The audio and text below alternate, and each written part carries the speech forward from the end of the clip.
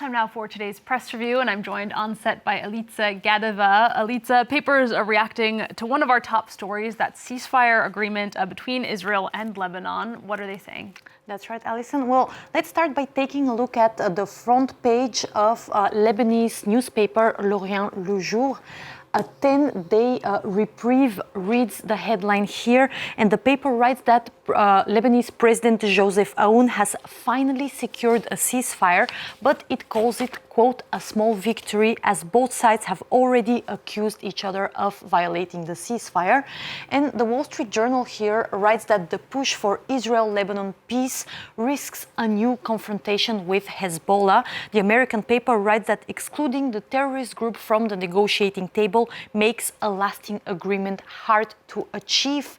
And finally, an analysis here by Israeli paper The Jerusalem Post says that many Israelis will be, quote, furious with the announced 10-day ceasefire, but Israel has reached the limit of its force against Hezbollah, explains the paper.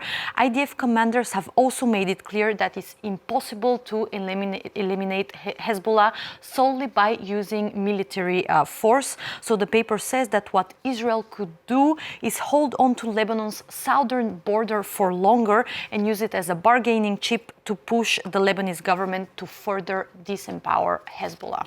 And the war in the Middle East has been felt across the world, notably in the form of rising fuel prices. What else have you found?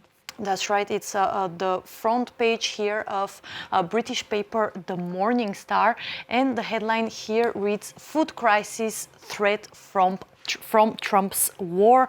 And the British government warned of this, quote, looming food crisis, and it's planning emergency measures to combat food shortages, especially shortages of meat like chicken and pork. So the paper explains that carbon dioxide, or CO2, supply passes through the Strait of Hormuz, which has been blocked, and CO2 is used to store meat. So that's why we are seeing these food shortages, and not only shortages, but the prices are also expected to soar across Europe. And this is also the topic of this cartoon here by The Guardian's illustrator Ben Jennings. It's called Trumpflation, and we see an inflated Donald Trump here, all angry and big, and those poor people here just trying to sort out their bills. The British paper is very clear there as well, both of them, about who they are blaming for this. Speaking of the Iran war, Alica, Pete Hegseth, the U.S. Defense Secretary, blessed the war effort at his latest worship service at the Pentagon. And papers have been talking a lot about his prayer because it didn't come from the Bible, did it?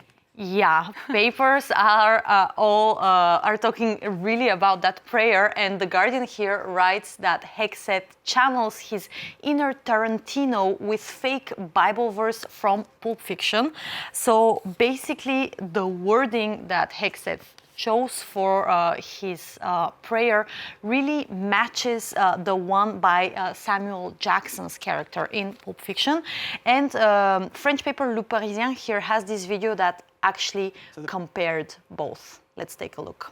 Prayer is CSAR 2517, and it reads, and pray with me, please. The path of the downed aviator is beset on all sides by the iniquities of the selfish and the tyranny of evil men. Blessed is he who, in the name of camaraderie and duty, shepherd the lost through the valley of darkness. For he is truly his brother's keeper and the finder of lost. So you get the idea, but Newsweek also has the quotes here. So this is the quote by Pete Hegseth. We see already, like, without reading it, that the length is the same as the dialogue by Samuel Jackson. And this is the original Bible verse. So some people online are saying that Hegseth, as speechwriter, is actually trolling him. Yeah, and clearly a big Tarantino fan as well, although I have to say Hegseth's delivery does not quite match Samuel Jackson's. Finally from you, Alica, papers have also been talking about the newest dating trends. Tell us more. That's right. The Telegraph here says that dating has become an extreme sport for men.